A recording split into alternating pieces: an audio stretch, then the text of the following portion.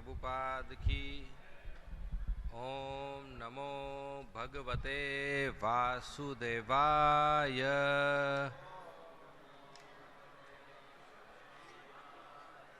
ओम नमो भगवते वासुदेवाय। ओम नमो भगवते वासुदेवाय।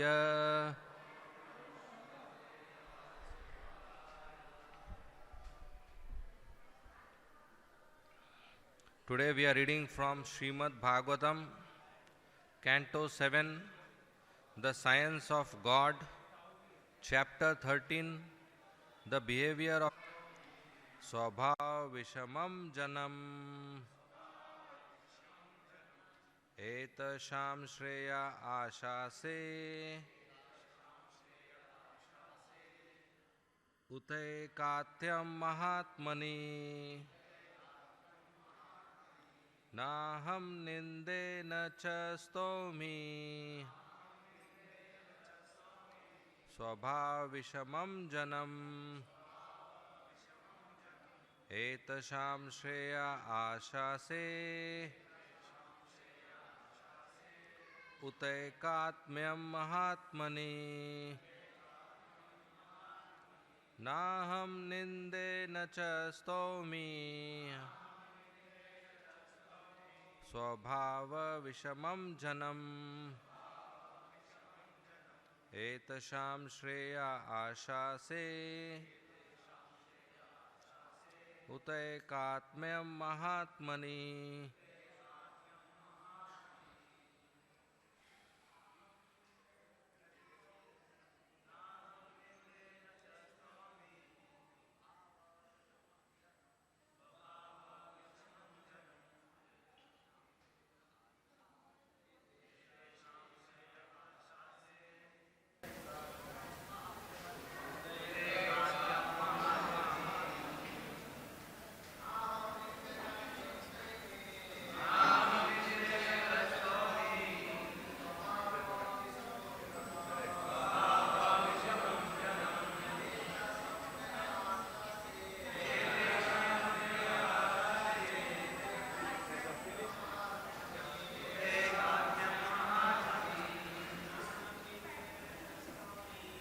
अहम निंदे दशों में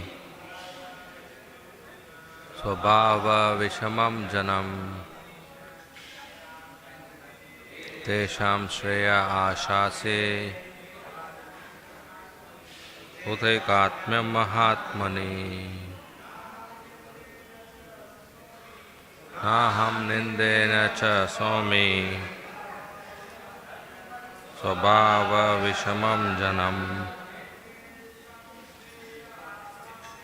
हेते ऐसाम से आशा से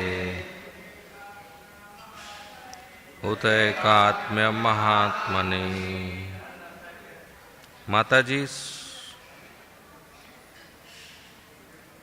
न नॉट अहम I निंदे blaspheme न nor च also staumi praise स्वभाव whose nature vishmam contradictory janam a living entity or human being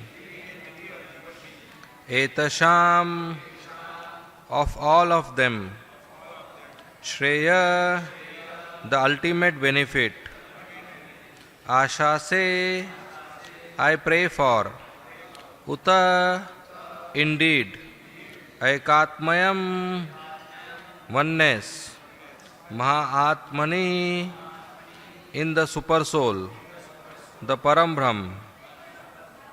Translation and purport by Srila Prabhupada. Translation. Different people are of different mentalities. Therefore, it is not my business either to praise them or to blaspheme them. I only desire their welfare, hoping that they will agree to become one with the Super Soul, the Supreme Personality of Godhead Krishna. Purport by Srila Prabhupada. As soon as one comes to the platform of Bhakti Yoga, one understands fully the Supreme Personality of Godhead Vasudev is the goal of life. Vasudeva Sarvam Iti Sa Mahatma Sudurlabha. This is the instruction of all the Vedic literature. Vedescha sarver aham eva vedya sarva dharman parityaje mam ekam sharanam vraja. There is no use in praising someone for material qualifications or blaspheming him for material disqualifications. In the material world, good and bad have no meaning, because if one is good, he may be elevated to a higher planetary system, and if one is bad, he may be degraded to the lower planetary systems. People of different mentalities are sometimes elevated and sometimes degraded, but this is the goal of life. But this is not the goal of life. Rather, the goal of life is to become free from elevation and degradation and take to Krishna consciousness. Therefore, a saintly person does not discriminate between that which is supposedly good and supposedly bad. Rather, he desires for everyone to be happy in Krishna consciousness, which is the ultimate goal of life.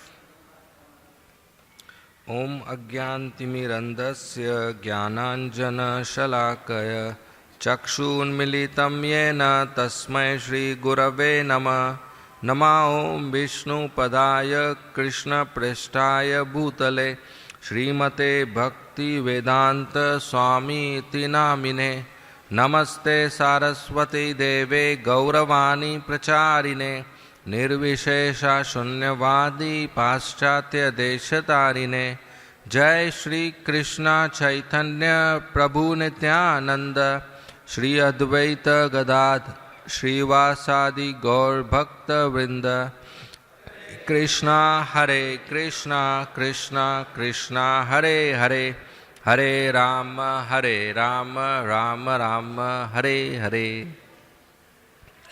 Hare Krishna. So we are reading Srimad Bhagavatam,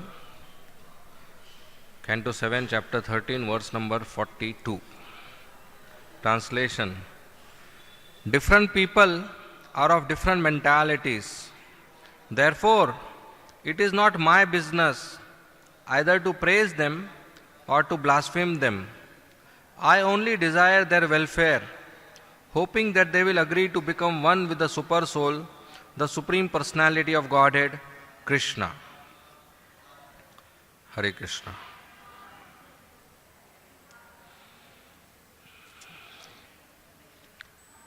So we are hearing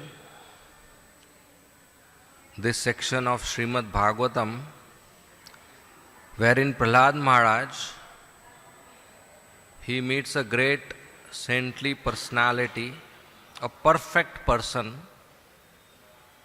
who is speaking about his own life, how he lives, what he eats, where he sleeps, and how he conducts his other affairs. So one of the point here in today's verse is how does he respond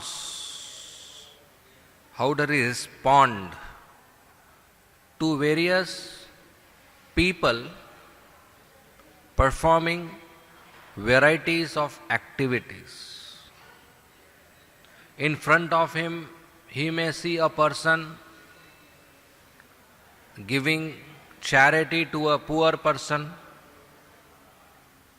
or helping poor person, feeding food, helping a blind person. Or in front of him, he may see a person who is stealing money, murdering, accusing, giving bad words, fighting. So how does he respond to both the situations? how a perfect person should respond to both the situations, and how we devotees should respond to both the situations. We will learn from this verse today. What should be our response? What we do is action, which is based on skills. What skills we have, based on that we act, we perform. Like singing, it's a skill, it's an activity we do. Now what we respond is not a skill, it is based on qualities. Tolerance. Tolerance is not a skill, it's a quality. Tolerance is response to pain. I receive pain, I experience pain, now what do I do? How do I respond to this pain? For that we need qualities. If I have a tolerance, then I will be shant, peaceful. If I don't have tolerance, I will be angry and I will try to fight with that pain or harm the person or the source which is giving me pain. So there are qualities by which we respond. This is higher. Just learning skills to perform is what we do it in university, school and colleges. They teach us skills, how to read, how to write, how to run, how to do activity, perform, vocational skills, computer skills, mechanical, engineering skills, medical, how to perform operation, all MBA, sales, how to convince somebody, sort of skills. But that's not sufficient education. What we need to learn is qualities by which we respond to situations in life. But these qualities are not taught. In our school and college, they don't teach these qualities. Compassion, forgiveness, tolerance, wisdom, cleanliness, self-control, austerity, truthfulness, intelligence. Are these qualities taught? Those who teach us, do they have these qualities? Forget having these qualities. Do they even know the list of the qualities? So that's material education.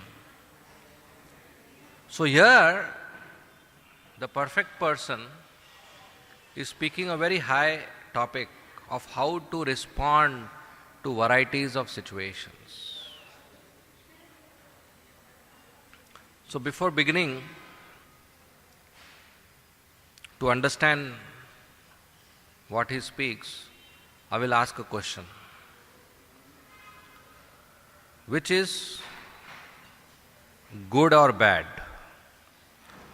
Karela or mango? Comparatively. You can raise your hands. Which is good or bad?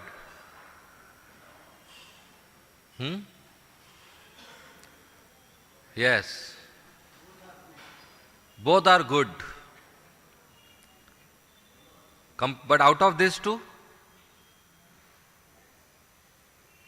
if you have to select one good, one bad, mango is good. Honest answer. As soon as we sit in Bhagavatam class, we start thinking philosophically, what should I answer? But outside Bhagavatam class, if somebody gives you two boxes, one with Karela box, 20 Karelas and one with 20 mangoes, just choose one. Will we use philosophy there?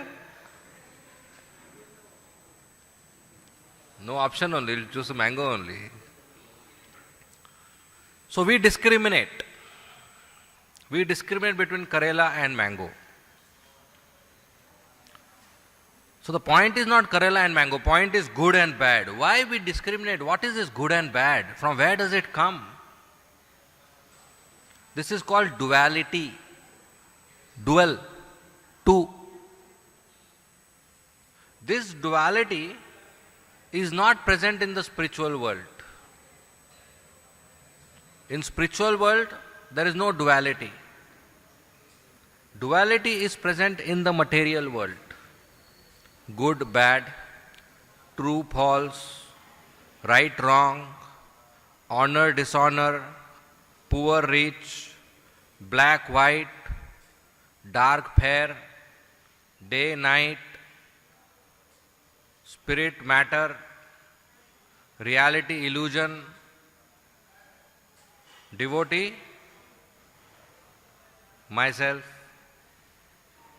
We always put ourselves in devotee category. So this duality is not present in spiritual world.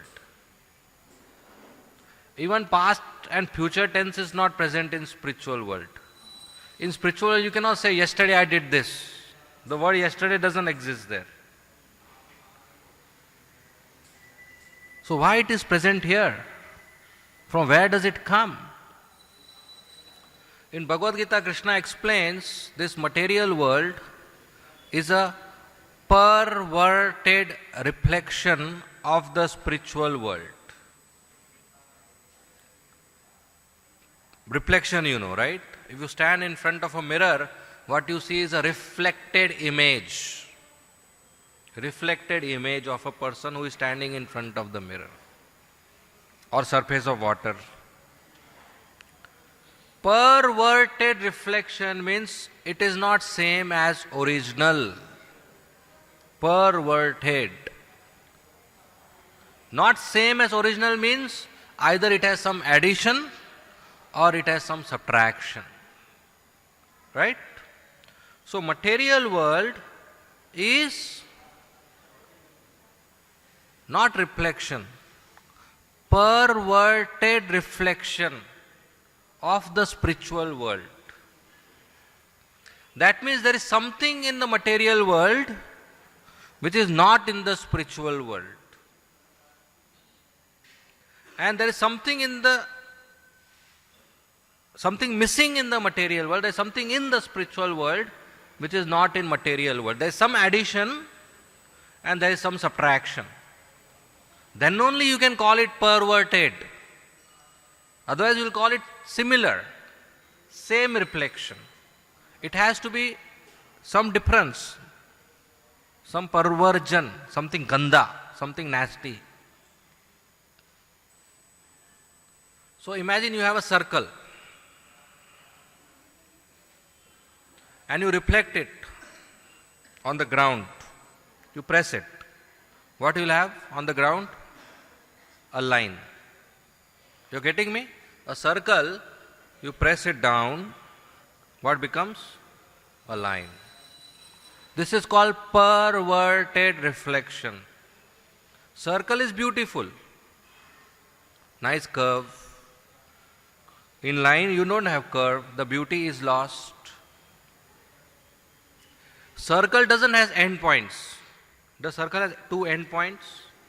No. Line has end points. Circle has a center, but line doesn't has. So this is perverted reflection. Certain things are added, certain things are subtracted. Same thing happens with the spiritual and material world. Spiritual world is a circle with Krishna in the center. As soon as it is reflected, material world, no center, Krishna gayab. There are no endpoints there. All points are equidistant from the center. All are equal. Here there are two endpoints. That's called two duality, which is not present in the spiritual world. What is not present in the circle becomes present in the line. The center is missing. Every point on the line thinks I am the center. And two endpoints are added. That's duality. Good and bad. This is not there in the spiritual world. This is added in the material world. So perverted reflection of the spiritual world is material world which has duality. Bitter and sweet, that's duality. Now this duality is not just in matter.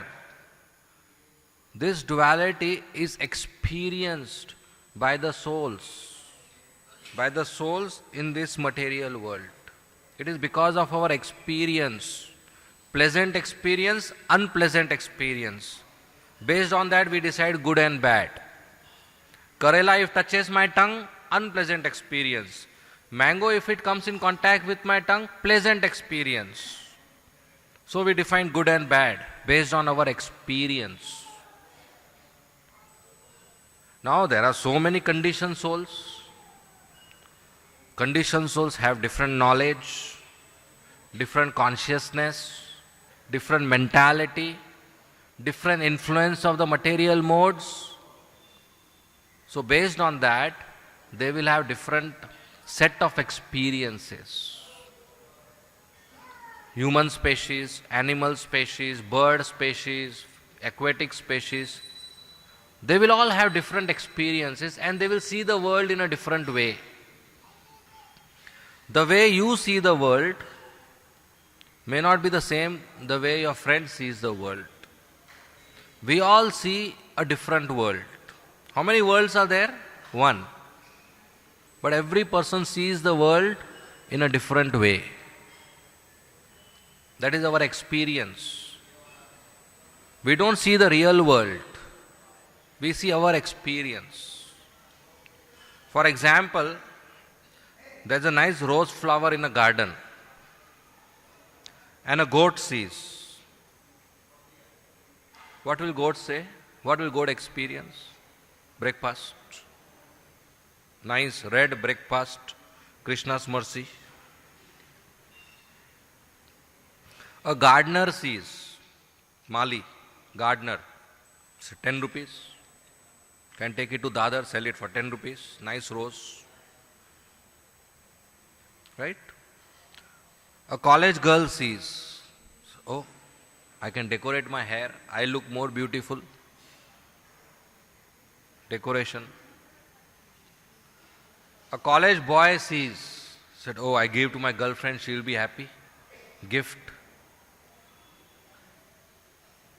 And our pujari sees, oh, I give to Radha Rasabihariji, rose for Radha Rasabihariji. Right? One rose, 5 different personalities, 5 different conceptions. Now which is right? What is this object? Breakfast? Product to sell? Hair decoration? Gift? Or bhoga? Offering? What is this object? One object, so many conceptions. So one world, but everybody has a different conception. Everybody sees the world differently.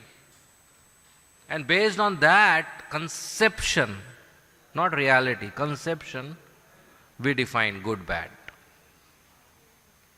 How do devotees see? Devotees also same way, based on consciousness.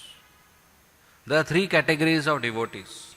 You heard Kanishta Adhikari, Madhyam Adhikari, Uttam Adhikari.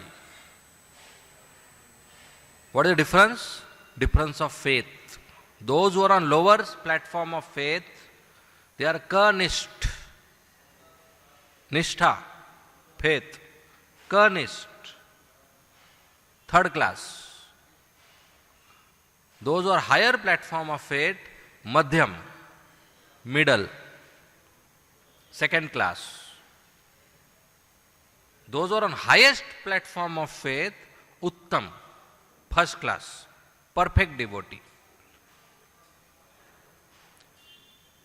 Kanishta devotees, they see Krishna as a Supreme Personality of Godhead. They see themselves as very sincere devotees serving Krishna. and they don't see anybody else. For them, three categories exist: Krishna, me, others. Krishna, I will worship.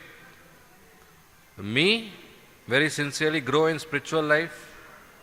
Others, gaye baad mein, I don't care. Kanisht Adhikari. You will see such people around you. Very sincere in their devotional service to Krishna, but rest don't bother. Kanisht Adhikari. Above them is Madhyam Adhikari. The difference is discrimination. Madhyam Adhikaris, they see four categories: Krishna, devotees, innocent people, envious people. Four categories. Discrimination. They discriminate between innocent and envious. Kanishta does not. All equal. All to be neglected. No care.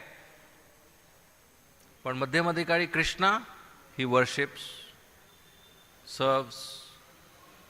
Vaishnavas, he makes friendship, nice relationships based on senior, junior, equal. Innocent, he preaches, he brings them to Krishna consciousness. Envious, he neglects. He neglects envious people. He doesn't preach to envious people. He stay away. That's Madhyama, middle level of faith. I'll repeat, very important. They worship Krishna, they have good relationship with devotees, they are compassionate to innocent people who are ready to accept instructions, and they neglect envious people. That's Madhyama.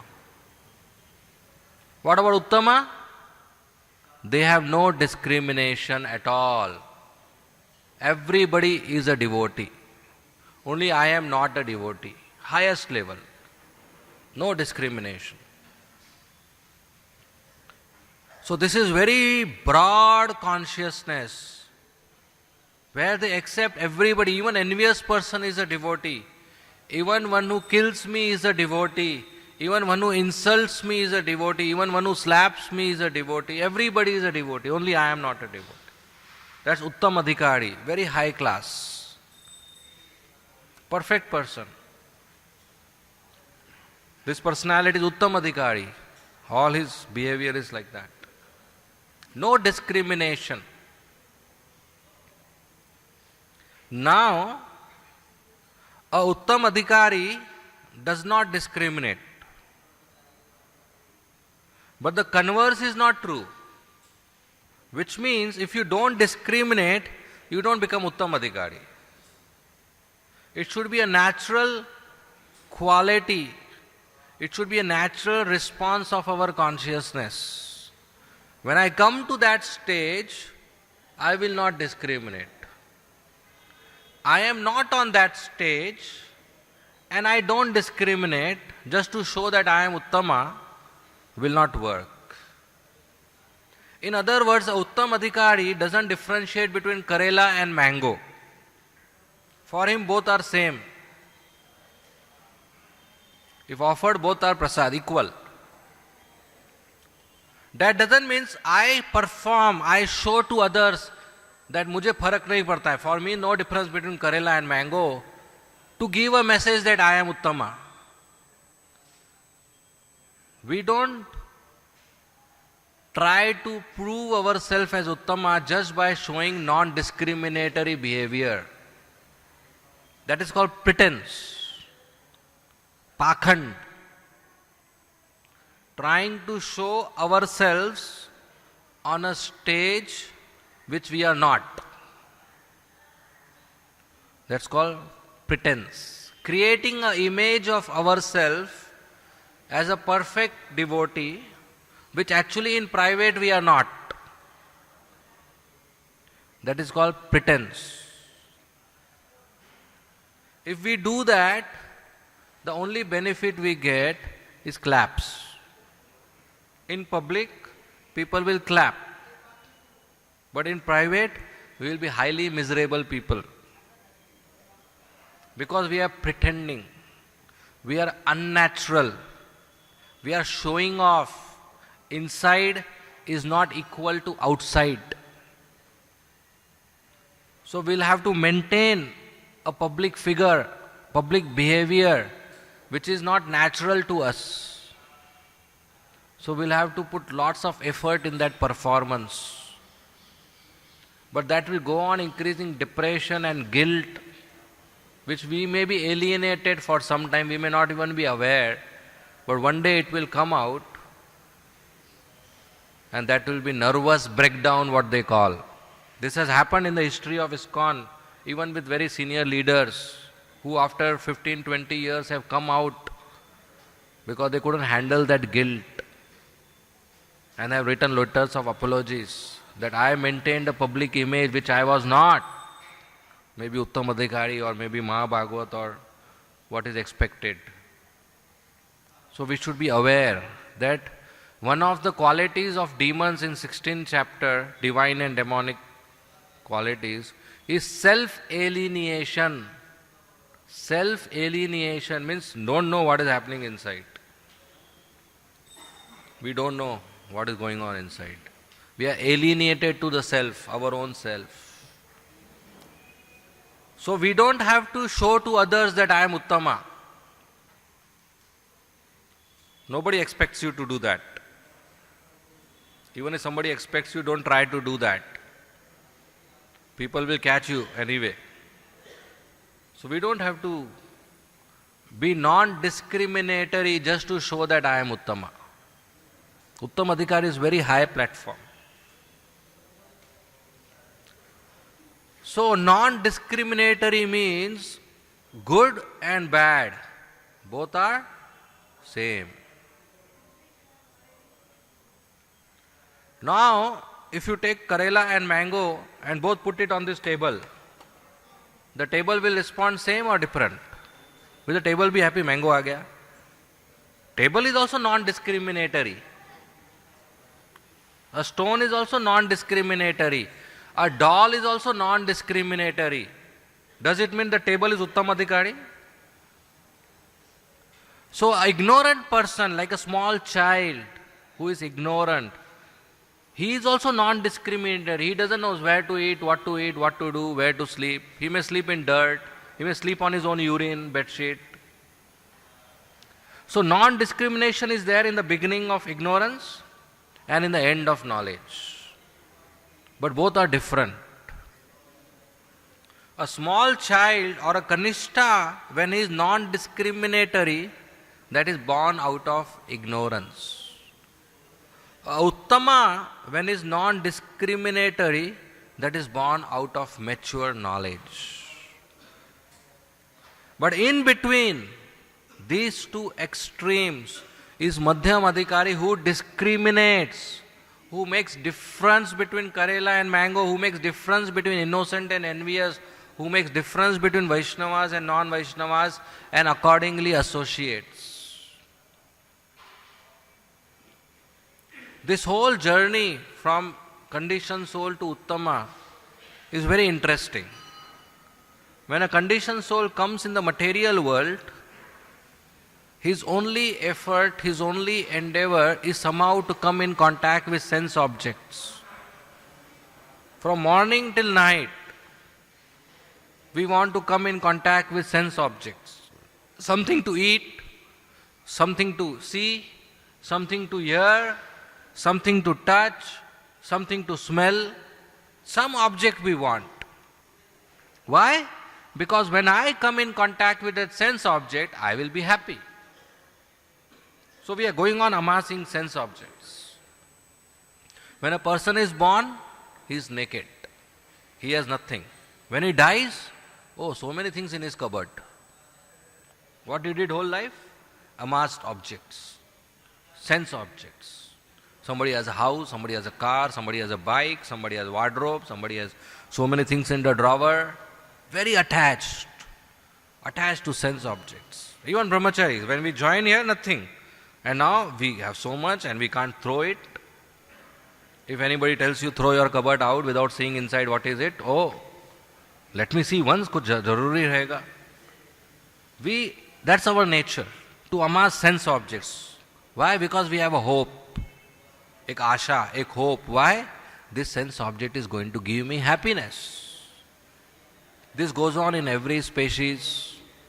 This goes on in every life, birth after birth after birth after birth. One day, we realize what is going on. Every life I am amassing sense objects, but no life they are giving me happy. Every single sense object which gives you happiness is bound to give you distress. Every object. Why? Because material world is temporary. Sense object is temporary. So when the sense object begins its happiness, it ends also. We lose that object. And when we lose that object, we have pain. Somebody who buys a new car, very happy. But when then car damages, he has pain. New mobile, very happy. After 2 years, mobile becomes slow, battery doesn't use much, unhappy. Again new purchase, very happy. 2 years later, again unhappy. Every single sense object gives happiness, gives distress. Gives happiness, gives distress. So what we do? Use it, throw it. Use it, throw it. Bhoga, tyaga. Now I accept sense object, enjoy it, then I throw it. Tyag. So for lifetimes, crores and crores of lifetimes, bhoga, tyaga going on. Bhoga, tyaga going on. A person has a nice business, opens his shop, earns money, Monday, Tuesday, Wednesday, Thursday, Friday. Saturday doesn't open the shop. Why? Oh, Lonavala, going for a picnic, too tired, too stressed. Sunday, enjoys picnic in the hill station with his wife and children. Monday, again opens the shop. Ask him, are you happy in the shop? Yes. Then why did you go to Lonavala? Oh, too much stress. Are you happy in Lonavala? Yes. Then why did you come back to open the shop? Bhoga, tyaga. Neither you are happy in shop, nor you are happy in picnic. Both you want, and both you don't want. This is bhoga, tyaga. You can't be happy with one thing. Daily paneer, you will be happy? No. Monday when there is no paneer, there will be, oh, feast ho gaya aaj. Bhoga, tyaga, bhoga, tyaga, bhoga, tyaga. So very rare jiva going on bhoga, tyaga. This is a journey of all of us. Says nothing doing with these sense objects. That is the start of impersonalism. Nothing doing with these sense objects. Every sense object useless. Every person useless. I don't want anything. Better I don't exist. Better I merge. I give up everything. No variety, no duality. I don't like anything. That is starting of impersonalism. And after many births or years of impersonalism, this person may come in contact with a sadhu, a pure devotee of Krishna. And he gets attached to service of Krishna. Vasudevam sarvam iti. Bhunam janmanam ante. Bhunam janmanam. After many births. What happens after many births? Gyanvan. After many knowledge, births of knowledge. Mam prapadyante. Comes to me, surrenders to me. Why he comes to you? Why he surrenders to Krishna? Because he realizes what? Vasudevam sarvam iti. Vasudev is cause of all causes. Vasudev is all pervading. Vasudev is everywhere. Vasudev is Supreme Personality of Godhead. Then what happens? Precipitation. You heard precipitation in chemistry lab? Precipitation. In some reaction, When two or more products are mixed, a byproduct is formed automatically without doing anything. Precipitation. So such a person precipitates, automatically surrenders to Vasudev. Sa Mahatma, so very rare person, such Mahatma. Mahatma means Mahan Atma. Not anybody can Mahatma. Like we call Mahatma Gandhi. There's some people given title. As per Bhagavad Gita, no. Mahan Atma. That's Mahatma. Other are Lahan Atma or Ghan Atma. Mahan Atma.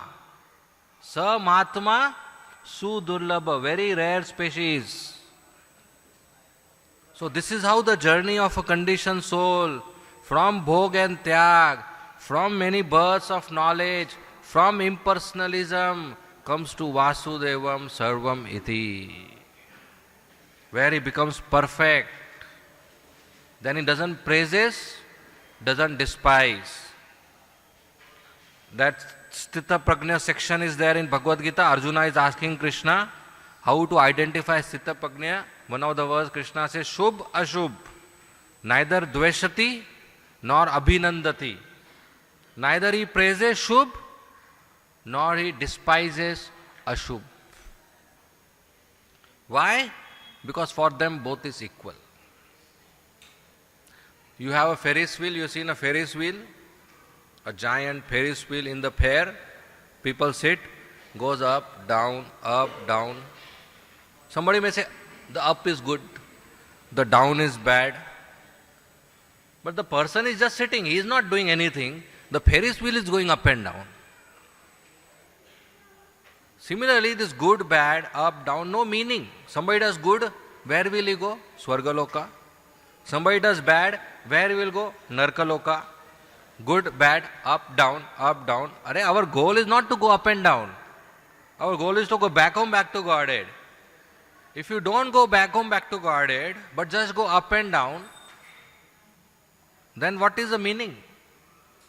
There is one jail in the corner of Bombay, another jail in South Bombay, sea facing, 17th floor. Which is better? Which is better? Sea facing jail better? Jail is jail, whether you are here or there. The goal is to be out. You can't sit in a jail and write a letter to Prime Minister, Dear Prime Minister, my jail not good, please put me in sea facing jail. Maybe add a fan to it. You are in jail, you write if at all you are writing a letter, you write, please free me. So we should know, we have to get free. If you are not free, then whether you are in Swargaloka or Narkaloka, you are still in jail. If somebody is going to Swarga, why to praise him? Somebody is going to Narka, why to despise him? Because both are still in jail. You seen in the ocean, how many have gone Juhu beach? Ocean waves are there. Suppose there is a wooden object on the wave. Night time. You see the wooden object, but you don't see the wave. Sometimes you see up, sometimes down, sometimes up, sometimes down. And you say, when up, so nice, promotion. When down, not nice. But actually that wooden object is not doing anything. The waves are moving. Suppose a wooden doll is there. Up, down. I say, oh, so nice dancing. Good dancer. But is the doll dancing? No, the waves are moving. In the same way, every jiva is on the waves of material nature. Goodness, passion, ignorance, goodness, passion, ignorance. As the modes move, the jiva moves. Sometimes animal, sometimes bird, sometimes insect, sometimes plant, sometimes human, sometimes male, sometimes female, sometimes demigod, sometimes Brahma. Moving. The waves moving, the jiva moving. So what is the meaning of praising when he becomes Brahma, Indra, Chandra? Or despising when he becomes ant, cockroach, crocodile? There is no meaning. This is mature knowledge. where a person doesn't see the external effect and influence of modes of nature. He just sees soul is there, somehow should practice Krishna consciousness. Rich, poor, no such discrimination. It is very big misconception of people that poor person should be fed because they are poor. So they serve poor people and they think this is spirituality. This is bakwas. This is not spirituality. Those who don't have Krishna conscious knowledge, they are poor. Even if they have millions in the bank, they are poor. So everybody should be served by giving them Krishna consciousness. This discrimination between poor and rich based on money they have is not valid. Nowadays, so anyway, there is a problem. Even if you have money, you are not rich. Especially if you have old notes. So anyway, there is issue here. So the perfect person, he doesn't see the externals. How is his body, how is his position, which species. He sees the soul.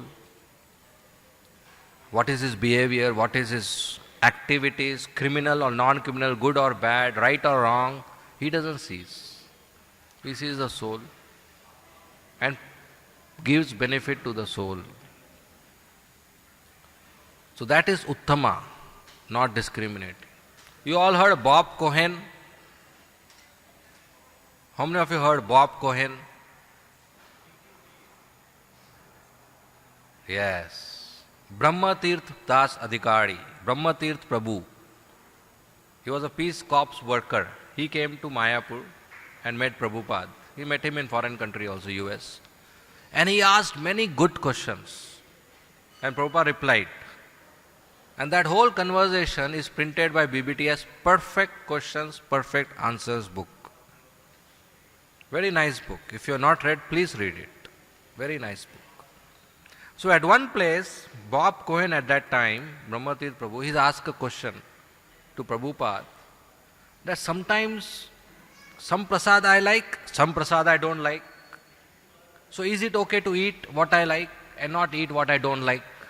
He asked this question to Prabhupada. Prabhupada said, no, a devotee does not discriminate, should like all prasad. He said, but Prabhupada, spicy prasad hurts my stomach. I can't digest spicy prasad. And here sometimes the cook doesn't make good prasad. Very spicy masala oil they add. Prabhupada still said, prasad is prasad. Prahlad Maharaj even drank poison because it's offered to Krishna. So perfect devotee doesn't discriminate. But this conversation going on. So Prabhupada gives a very important point at the end. He said a perfect devotee doesn't discriminate. But if you are not on that stage, you can't artificially avoid discrimination. You have to discriminate and hope that I come on a perfect level. So we have to practice this great philosophy which we speak in Bhagavatam classes and we read on our stage. Not only we should know the philosophy, but we should know its application on our stage. Otherwise we may practice the philosophy in an improper way and burn out. So we should be careful. When we see some devotees have accidental fall downs, not behaving properly, how should we respond? We should know every devotee on its own level is trying to fight with Maya. Everybody is fighting with Maya. Somebody has big gun, somebody has small gun, somebody has atom bomb. Everybody is fighting with Maya. Somebody has big shikha, somebody has small shikha, but everybody is fighting with Maya.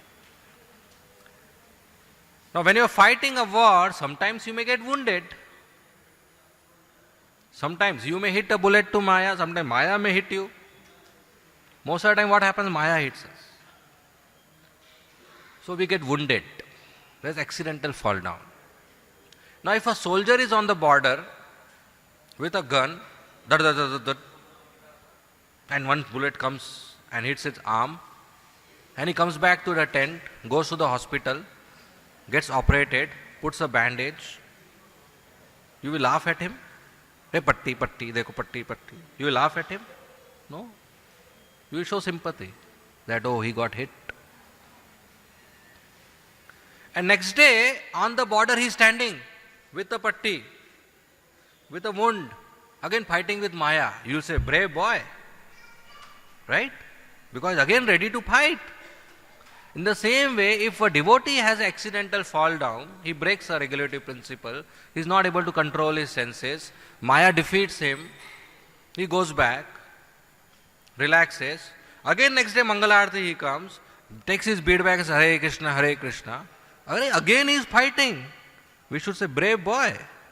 We should appreciate that devotee. That's what Krishna says in Bhagavad Gita when he says, Api set su duracharo. That even if my devotee does an abominable activity, according to my opinion, Krishna says, according to my opinion, he is still a sadhu. In other words, if according to your opinion he is not a sadhu, then you are disobeying Krishna. Because Krishna says he is still a sadhu. You accept him as a sadhu. So we don't praise and despise. But if we come across devotees who are struggling with Maya, who got defeated at one point of time, everybody is not winning every day the battle. At one point of time we also get defeated. But if he is again ready to fight, he is sincere, ananya bhak, he is sincere, then he should be accepted as a sadhu. This is how we should see others. This verse is not talking about how I should see myself. This is not a license. This verse is not a license that I can do everything and anything. Krishna says anyway, everybody should consider me as a sadhu. That is not the point. This is not a license. So many things will happen in front of us.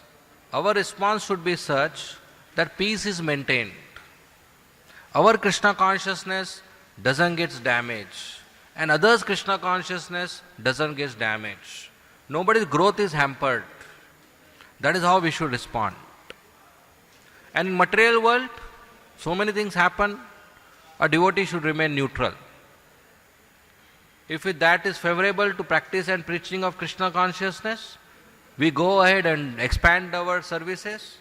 If that is unfavorable, we depend on Krishna and continue our services, continue our duties. But not get indulged into praising and despising things. Shubh, ashubh. Everything in material world is ashubh. Nothing good. The only good is Krishna consciousness.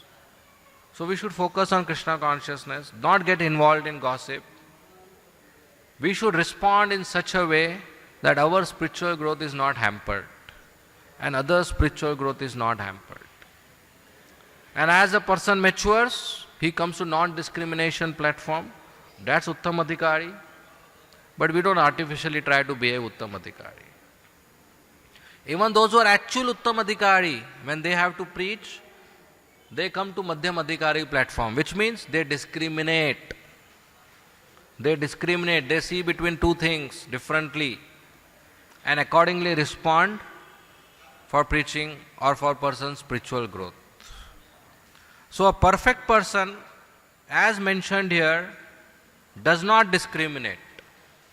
Shubh, ashubh, doesn't praises, doesn't despises. Bad people, wrong, God, good people, doesn't cease because all different mentalities are working, different modes are working. That is a perfect person. When we become like that, we do like that. Now we should know what is favorable for my bhakti, I accept. What is unfavorable for my bhakti, I reject. Now we discriminate.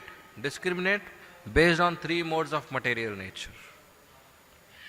Okay? We'll end here. Thank you very much. Srimad Bhagavatam ki, Srila Prabhupada ki, Hare Krishna. If there are any questions, we will take.